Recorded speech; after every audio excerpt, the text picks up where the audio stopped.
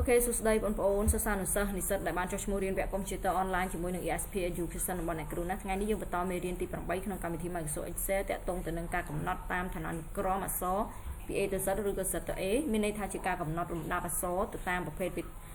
តូចទៅធំឬក៏ពីធំទៅតូចណាដែលភាសាអង់គ្លេសគេហៅថា short ហើយ ESP Education របស់អ្នកគ្រូគឺមានវគ្គសិក្សាខ្លីដូចជាគណនេយ្យកុំព្យូទ័រភាសាអង់គ្លេសនិងគណិតវិទ្យាដែលបងប្អូនអាចធ្វើការទំនាក់ទំនងរៀនតាមអនឡាញឬក៏រៀនផ្ទាល់តាមរយៈលេខទូរស័ព្ទដែលអាចតាក់ទងបាននោះគឺ012 28 9363ឬក៏បងប្អូនអាចឆាតសួរតាមរយៈ Facebook page ESP Education ផ្ទាល់តែម្ដងដើម្បីសាកសួរព័ត៌មានល្អិតតាក់ទងវគ្គសិក្សាផ្សេងៗអូខេអញ្ចឹងដើម្បីកុំឲ្យខាតពេលវេលាបងប្អូនយើងចូលទៅកាន់មេរៀនយើងដែលអ្នកគ្រូបានរៀបចំជាលំហាត់តាក់ទងទៅនឹងការរៀបចំណារៀបចំតាមប្រភេទអក្សរ alphabet ណាគឺពី A ទៅ Z ឬក៏ Z ទៅ A ឬក៏ពីលេខតូចទៅធំពីធំទៅតូចណាអូខេអញ្ចឹងនៅក្នុងលំហាត់ទី8នេះគឺបើយើងប្រៀបធៀបទៅវាស្តៀងទៅនឹងលំហាត់ទី7ប៉ុន្តែអ្វីដែលជាចំណុចខុសគ្នាត្រង់ថាលំហាត់ទី7អត់មាន cell ខាងលើ training short ខុសនេះណានេះមាន honorable student table គឺជាតារាងបញ្ជីតារាងកិត្តិយសអញ្ចឹងទៅណាទីហោទេណាគ្រាន់តែជាតារាងមិនតារាងកិត្តិយសទេនេះគឺជាតារាងដែលយើងវាយចំណាត់ថ្នាក់ពីលេខ1ដល់លេខរៀងណាលេខរៀងគឺយើងកំណត់នេះដូចនេះអញ្ចឹងអ្នកលេខ1យើងដាក់នៅលើលេខ2លេខ3លេខ4លេខ5រហូតដល់លេខ10ដោយយើងមិនប្រកាន់ទៅលើ ID របស់គេទេណាអត់កំណត់ទៅលើ ID សិស្សទេកាលពីលំហាត់បើយើងមើលលំហាត់ទី7នេះគេរាប់ ID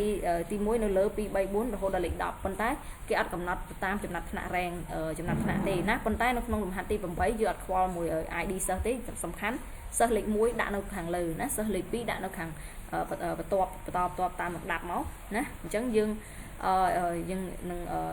អ្នកគ្រូនឹងធ្វើការបង្ហាញហើយចំណុចមួយទៀតគឺយើងបន្ថែម cell style មួយគឺ honorable student table គឺដែលមាន font limon ហើយមានអក្សរហ្នឹងពណ៌ទឹកប៊ិចហើយផ្ទៃរបស់វា fill របស់វាគឺមានទម្រង់ពណ៌ផ្ទៃមេឃណាខាងលើស្រាលខាងក្រោមរៀងដិតបន្តិចអូខេអញ្ចឹងឲ្យវារៀងដុតបន្តិចណាអូខេអញ្ចឹងដើម្បីកុំឲ្យខាត់ពេកយើងចូលទៅកាន់លំហាត់របស់យើងនៅក្នុងកិច្ចការ Word មាន Excel sheet របស់យើងអញ្ចឹងអ្នកគ្រូបានរៀបចំជាលំហាត់ឧទាហរណ៍ថាឧទាហរណ៍នេះអ្នកគ្រូសុំលុបបរិញ្ញាអ្នកនរគ្នាលុបផងយើងមកស្ដាំលើ sheet ដែលយើងនេះទៅយើងលុប delete ណា sheet ណាដែលយើងចង់លុបយើង delete លើណា delete លើអ្នកគ្រូshare អ្នកគ្រូរៀន delete ផងណាយើងចង់លុប sheet មួយណាយើងមកស្ដាំលើវា delete ឥឡូវយើងចង់យកលំហាត់ទី7ដែលយើងបានរៀបចំយកមកបង្កើតលំហាត់ទី8អញ្ចឹងយើងទាញវាបង្កើត sheet copy sheet ណាយើងចុច key control ជាប់ហើយ mouse ខាងឆ្វេងយើងសង្កត់លើ sheet ដែលយើងចង់ copy បន្ទាប់មកយើងអូសទាញមកហើយទៅប្រឡែងបន្ទាប់មកយើងមកស្ដាំលើវា rename ដាក់ exercise A មកណាអូខេនេះគឺជាលំហាត់ណាគឺជាលំហាត់ exercise A របស់យើងដែលអ្នកគ្រូបានកំណត់អញ្ចឹងចំណុចពិសេសមួយទៀតយើងត្រូវការបន្ថែម cell នៅក្នុង format cell ថ្មីណាដែលមានទម្រង់បែបនេះគឺមានអក្សរ limon ពណ៌ទឹកប៊ិចហើយផ្ទៃវាពណ៌ផ្ទៃមេឃណាអញ្ចឹងអ្វីដែលសំខាន់ជាងគេមួយទៀតគឺអ្នកនរគ្នាត្រូវចម្លង cell សិន insert cell ណា insert cell យើងអាចយក insert cell នេះយើងឥឡូវអ្នកគ្រូនឹងបង្ហាញយើងពីរបៀប copy cell ដែលមានស្រាប់ណាហើយចូល insert យក cell ហ្នឹងមក insert ណាឥឡូវបើយើង insert ចេះគឺយើង insert ធម្មតាយើងចុចកន្លែងនេះ heading row នេះយើង insert ធម្មតានេះយើង insert ទៅហើយណានេះ insert ធម្មតាប៉ុន្តែឥឡូវយើងចង់ insert ឲ្យយក format នេះមកប្រើតែយើងធ្វើដូចនេះអញ្ចឹងយើងចុចកន្លែង form heading row កន្លែងចំណងជើងជួរឈរសំទោសជួរដេកហ្នឹងទាំងអស់តែម្ដងកន្លែង cell ដែលយើងចង់បានគឺយើងចង់បានកន្លែង merge នេះហើយហ្មងណានេះឃើញ merge តែម្ដងកុំឲ្យយើងពិបាក design ណាអញ្ចឹងយើងយកពាក្យថាយើងសំទោសគឺយើងចុចលើ heading row របស់row ដែលមាន format ហ្នឹងហើយបន្ទាប់មកយើងមកស្ដាំយកពាក្យថា copy ណា copy មកឃើញវារត់ញ៉េរត់ទាំងអស់តែមួយជួរបន្ទាប់មកយើងចង់ដាក់កន្លែងណាយើងដាក់កន្លែងនេះអញ្ចឹងយើងចង់ដាក់ខាងលើយើង select ចុចកន្លែងនេះមកយើងចុចrow heading លេខ7វិញហើយយើងមកស្ដាំលើវាបន្ទាប់មកយើងយកពី insert copy cell មានន័យថាយើងបញ្ចូលបង្កើត copy cell ថ្មីបន្តហ្នឹងគឺយក cell ដែលយើងបាន copy ណាអញ្ចឹងយើង copy អានេះយកមកចម្លងដាក់នេះអញ្ចឹងយើង copy insert cell មកណាឃើញទេបានតើអូខេក្រោយពេលយើងបានទៅយើងគិតថាវារៀងឆ្ងាយពេកយើងទាញពេលឥឡូវអ្នកគ្រូចង់ដោះ select នេះយើងចុចលេខណា2មកអូខេ cell ណាមួយចោលបន្ទាប់មកយើងចង់ទាញ cell នេះទាញ cell ហ្នឹងមកដាក់ខិតនៅខាងនេះយើងទាញធ្វើម៉េចអញ្ចឹងយើងចុចអ្នកនរគ្នាចុចចំ cell ដែលយើងចង់អូសទាញហ្នឹងមកហើយអ្នកនរគ្នាដាក់លើកន្លែងណាមួយឲ្យចេញសញ្ញាព្រួញទាំង4ទិសហើយយើងសកត់យើងមានន័យថាយើងនេះទីអ្នកគ្រូចុចអញ្ចឹងណា đòn tiết chân này của cho trắng khơi nhà ở pruin từ bên màu buồn từ hết dương Scott lưu vía ra màu đi máu chơi dưỡng Scott đi là vía máu nè khi mẹ cho đó những ồ ok bảo vệ bán chân dương copy mới dương khát về máu khát đấy dùng một pha này như nó ok chân các bạn này đấy chân khát bị cái lại như máu một pha lại như máu chân là format bảo vệ đặt chân chân video một pha này đi chân đây là cô gì chân khát cứ chỉ ca chùm lon hay nó đây dương chùm lon ai cái xã đang biết là bạch bò dương ăn đu má nè từ 40 miền chẳng ở đây dương khát và dương copy bia ní năng sò nó chả có biết sò tại mấy vì chùm lon đài tại lấy dương vô khát anh đi bạch về dương chạy khát dương select vì hái dương chỗ này ní dương ở hạ về máu nó thế bạch ok và to một tiết dương đồ bia đồ thì ở đồ xe là máu nó dương chạy lưu bia đòn máu là bay vay ai xã to máu dương chạy bịa tha honor table student table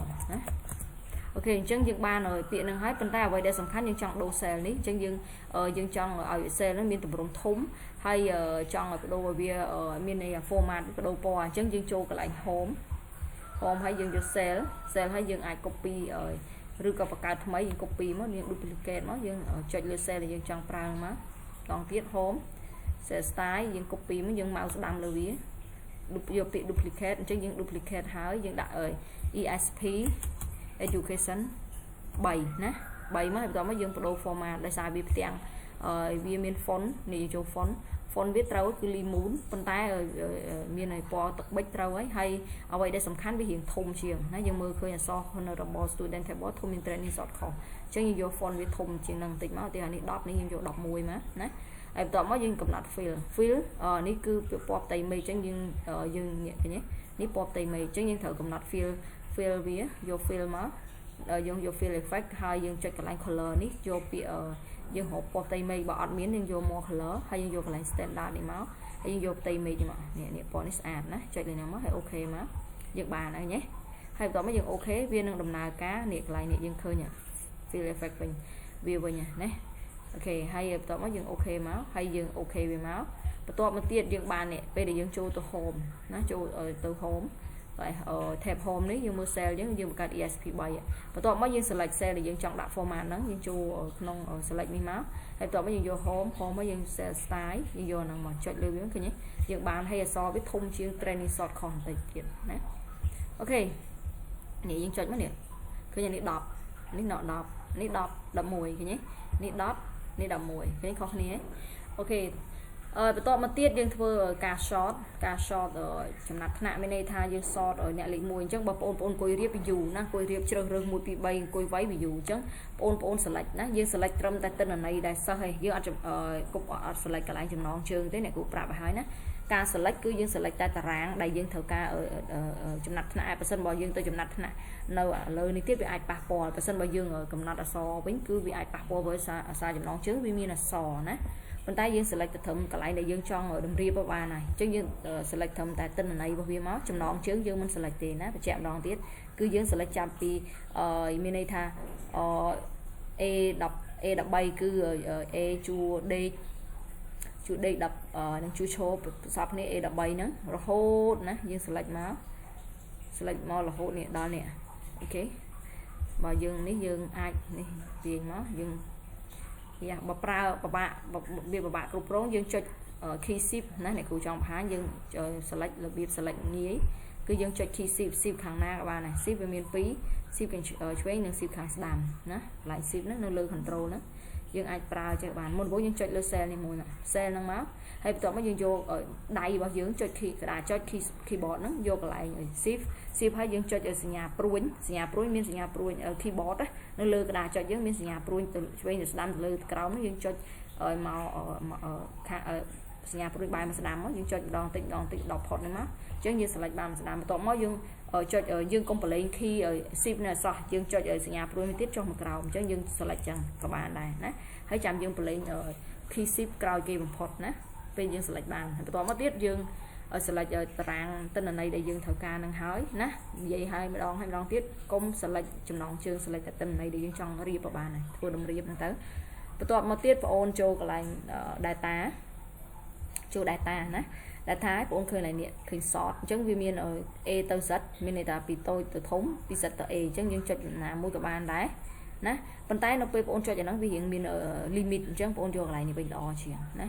ចុចកន្លែង sort នេះមកនឹងម្ដងទៀត select តារាងដែលយើងចង់ធ្វើតម្រៀបបន្ទាប់មកយើងចូល data tab data ហើយយកកន្លែងនេះ short នេះណា short នេះមកហើយបន្ទាប់មកវាមាននេះនៅពេលដែលបងមើលនេះអូនចង់ sort អីគេនេះគេសួរយើងចង់ sort កន្លោនមួយណាអញ្ចឹងយើងរើសមកយើងចង់ sort ប្រភេទណាកន្លែងណាអញ្ចឹងអ្នកគ្រូឲ្យយើងប្រើនេះវាស្រួលជាងនេះវាពិបាកតិចអានេះយើងអាចជ្រើសរើសណាហើយវានឹងរៀបឲ្យយើងទាំងអស់ណា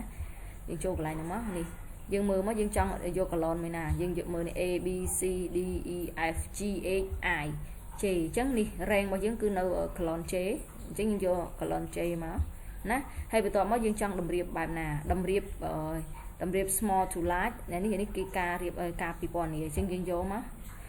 អាឡៃនេះមិនបាច់យក value យើងយកឡើយនេះវាមាន small to large large to small អញ្ចឹងយើងយកលេខគឺលេខតូចទៅធំអញ្ចឹងយើងយក small less to large less ពីលេខតូចទៅលេខធំនេះលេខ1ទៅលេខទៅ10ណា small less to large less មកណាយើងយកមកនេះអញ្ចឹងវាជាប់ option នឹងស្រាប់សំទោសកុំព្យូទ័រអ្នកគ្រូរៀងកៀងណាអូខេអញ្ចឹងយើងយកហើយណាយើងយក small to large less ហើយយើងចុច OK មកនេះឃើញទេវារត់ឃើញទេឈិនសវណ្ណបញ្ញាលេខ1ណាអញ្ចឹងយើងមើលមកអញ្ចឹងវារ៉ាន់អូតូតែម្ដងនេះឈិនសវណ្ណបញ្ញាឡើយណានេះលេខ1ឥឡូវយើងមើលមកតើមែនអត់ឈិនសវណ្ណបញ្ញា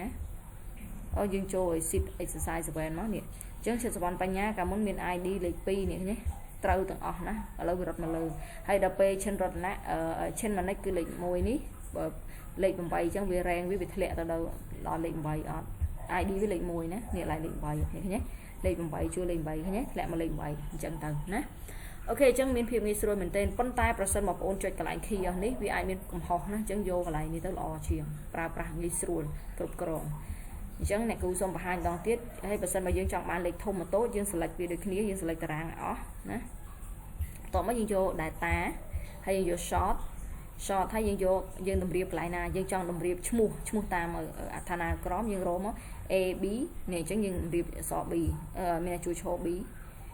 មកបន្ទាប់មកយើងចង់តម្រៀបឲ្យគេ A ទៅ Z មានតែឈ្មោះផ្ដើមដោយអក្សរ A B C វារៀបតាម A B C ដល់ Z ណាលំដាប់បន្ទាប់មកយើង OK មកហ្នឹងវានឹងរ៉ាន់តែម្ដងវាទាំងរ៉ាន់ទាំងអស់មាន ID អីទៅជាមួយគ្នាទាំងអស់អញ្ចឹងនេះឃើញទេអក្សរ C មុនបន្ទាប់មក K ហើយបាន N នេះ P ហើយ V ណាអញ្ចឹងវារាប់តាមលំដាប់ alphabet ទាំងអស់ហើយវាអត់តម្រៀបអីអញ្ចឹងយើងមើលតែកន្លែង column មួយទៅឥឡូវនេះគ្រូចូលទៅកន្លែងដើមគឺយើងតម្រៀបចំណាត់ថ្នាក់អញ្ចឹងយើង select មកហើយយើងយក data short ហើយយើងយកកន្លែងនេះ sort by គឺយើងយកជួរឈរអក្សរ J ជួរ J នេះគឺ rank បន្ទាប់មកនេះគ្រូយក small largest ណា small largest ពីតូចទៅធំហើយ OK មកនេះចំណាត់ថ្នាក់លេខ1អូខេអញ្ចឹងតាក់ទងទៅនឹងមេរៀននេះអ្នកគ្រូបានបង្ហាញជាវីដេអូហើយអញ្ចឹងអ្នកគ្រូសូមអរគុណចំពោះការគាំទ្រសម្រាប់អប់រំរបស់អ្នកគ្រូហើយអ្នកគ្រូសូមបញ្ចប់វីដេអូនឹងត្រឹមហ្នឹងហើយសូមអរគុណចំពោះការគាំទ្រនិងសូមអភ័យទោសរងកំហុសឆ្គងបាយបាយសំណាងអរអរគ្នាជួបគ្នានៅប្រធានបទក្រោយ